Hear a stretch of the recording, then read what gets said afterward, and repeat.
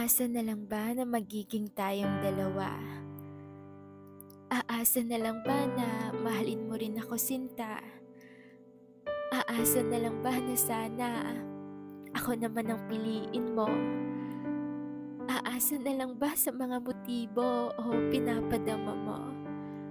Aasa na lang ba sa mga pa-I love you mo kahit na walang tayo? Aasa na lang ba ako sa'yo?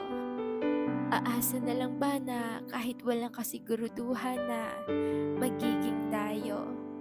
Oo, sabihin na natin na walang tayo, pero di naman siguro masama na umasa sa'yo, lalo na nagmahal lang naman ako. Kaya mahal, pasensya na ha, kung ako yung umaasa sa'yo. Di ko naman talaga atensyon na mahulog sa'yo. Sadyang minahalang kita, kaya umasa ako.